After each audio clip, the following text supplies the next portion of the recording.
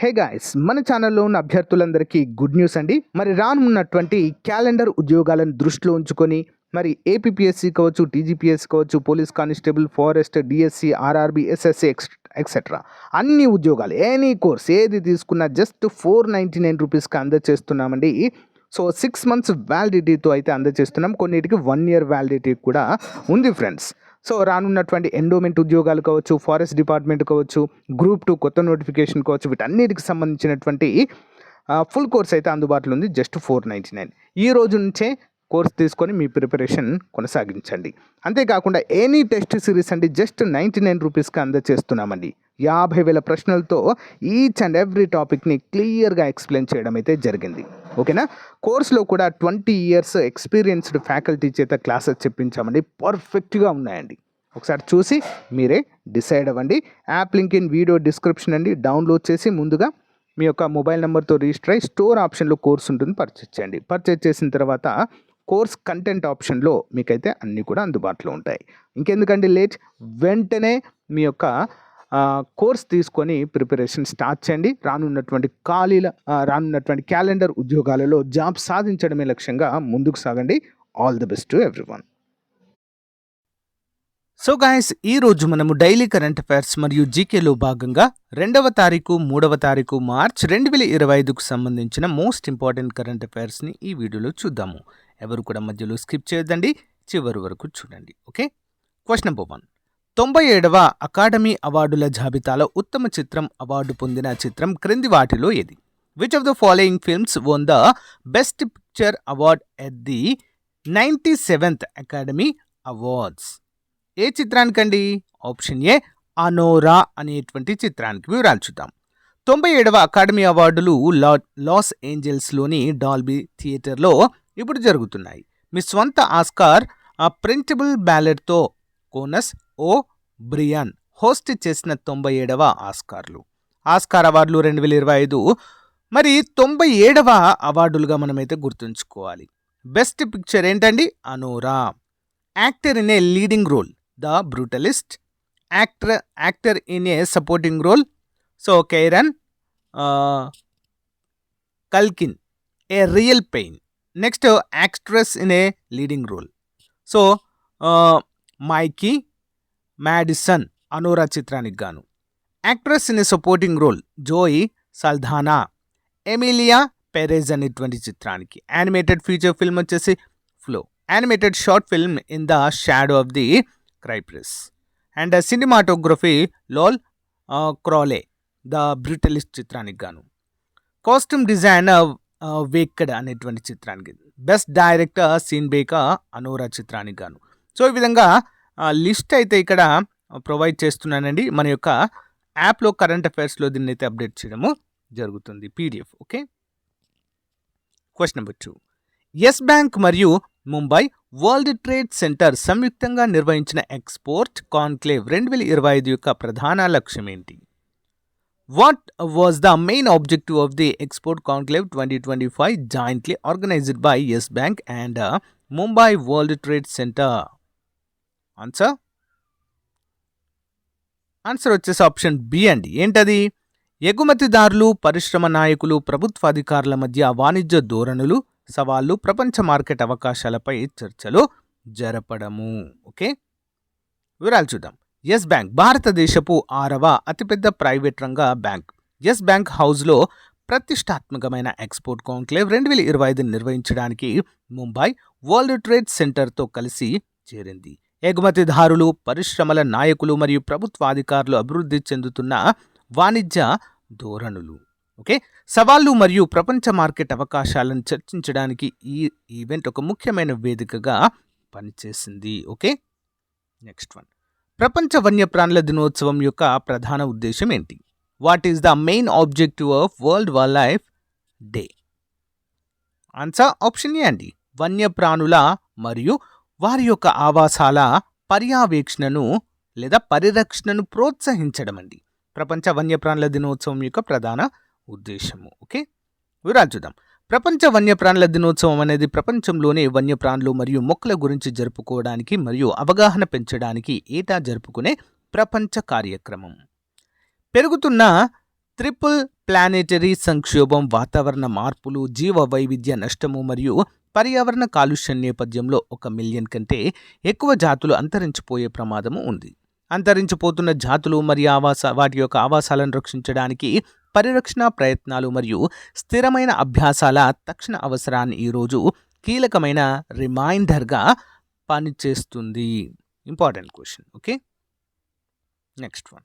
భారతదేశ సముద్ర మౌలిక సదుపాయాలను ఆధునీకరించడం మరియు పోర్టు కార్యకలాపాలను ప్రామాణీకరించడం కోసం కేంద్ర నౌకాశ్రయాలు, షిప్పింగ్ మరియు జలమార్గాల మంత్రిత్వ శాఖ ఇటీవల ప్రారంభించిన ప్రధాన కార్యక్రమం ఏది?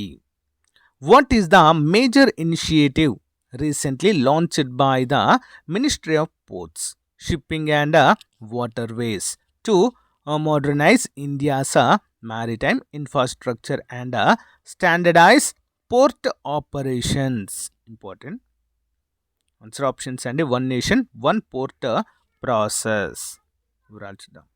భారతదేశం యొక్క సముద్ర మౌలిక సదుపాయాలను పెంపొందించే దిశగా కేంద్ర నౌకాశ్రయాలు, షిప్పింగ్ మరియు జలమార్గాల మంత్రిత్వ శాఖ ఈ రంగాన్ని ఆధునీకరించడం, నెక్స్ట్ ప్రపంచ వాణిజ్యాన్ని బలోపేతం చేయడము మరియు సుస్థిరతను ప్రోత్సహించే లక్ష్యంతో అనేక పరివర్తన కార్యక్రమాలను ప్రవేశపెట్టింది.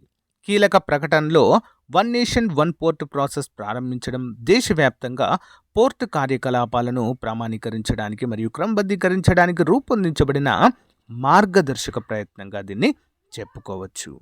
Next, Bar Council of India చైర్మన్గా వరుసగా 7వ ఎవరు ఎన్నికయ్యారు?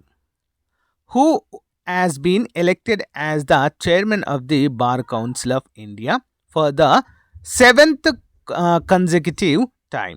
ఎవరండి మరి? Option B. So Manan Kumar Mishra. చూద్దాం. బార్ కౌన్సిల్ ఆఫ్ ఇండియా చైర్మన్గా సీనియర్ న్యాయవాది మనన్ కుమార్ మిశ్రా మరోసారి తన స్థానాన్ని దక్కించుకున్నారు. ఇది వరుసగా 7వ విజయంగా చెప్పవచ్చు. ఈ చారిత్రాత్మక విజయము న్యాయవాద సంఘంలో అతని బలమైన స్థానాన్ని పునరుద్ఘాటిస్తుంది మరియు చట్టపరమైన సోదరభావం అతనిపై ఉంచిన నమ్మకాన్ని నొక్కి చెబుతుంది. ముఖ్యంగా మిశ్రా చట్టపరమైన ప్రముఖుడిగానే కాకుండా బీహార్ నుండి రాజ్యసభలో బీజేపీ పార్లమెంట్ సభ్యునిగా కూడా పనిచేస్తున్నారు. Okay, next one. ఫిబ్రవరి 2025లో భారతదేశం సాధించిన మొత్తం జిఎస్టీ వసూలు ఎంత?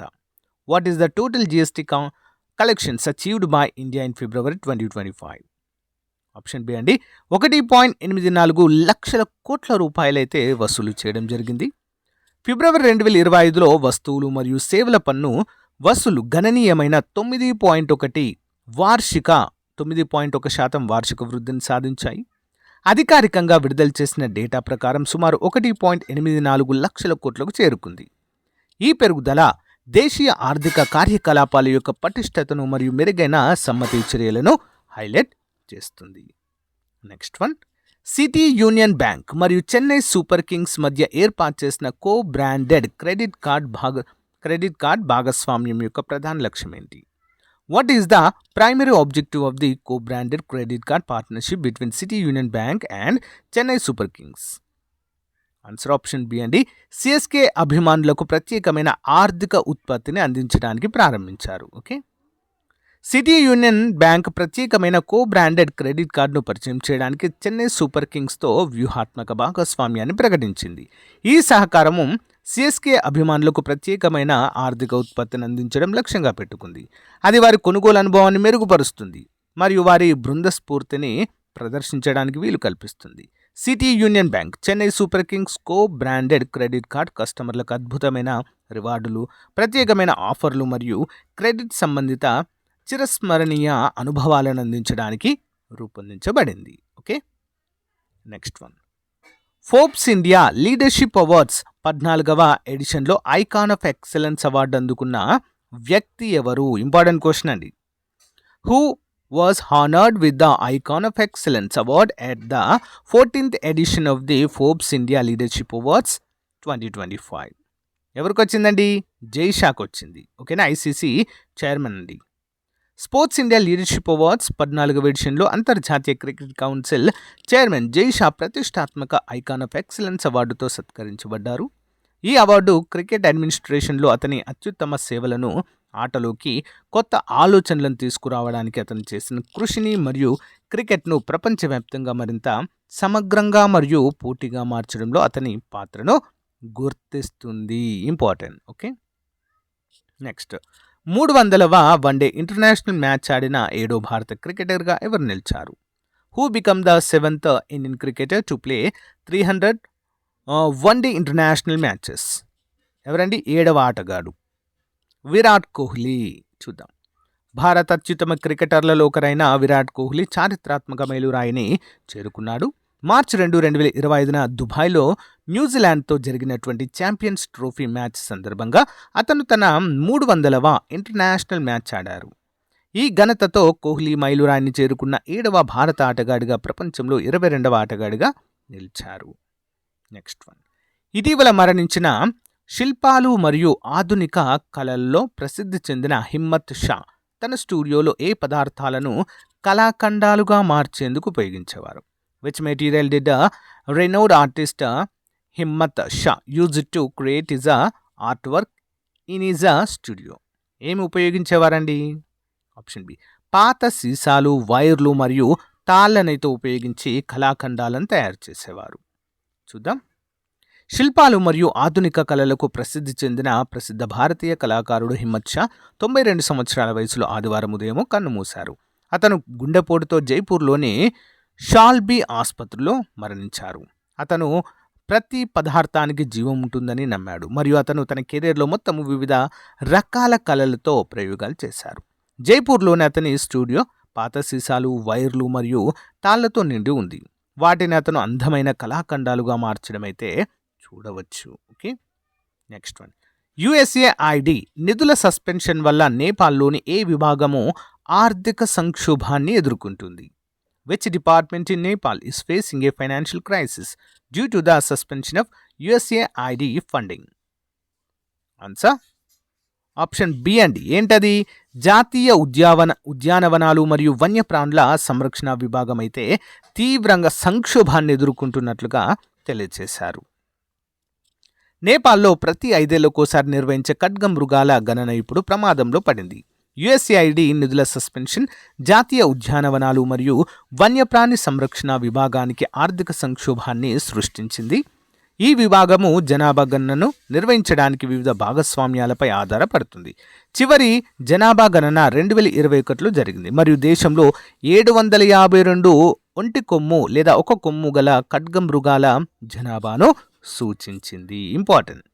ఓకేనా? మన దేశంలో కూడా కజిరంగా నేషనల్ పార్క్, అస్సాంలో ఒంటి కొమ్ము ఖడ్గ మృగాలు కనిపిస్తాయి. Next one. భారతదేశంలో ఇటీవల కనుగొనబడిన 2 కొత్త జంపింగ్ స్పైడర్ జాతుల పేర్లేమిటి? What are the names of the 2 newly discovered jumping spider species in India?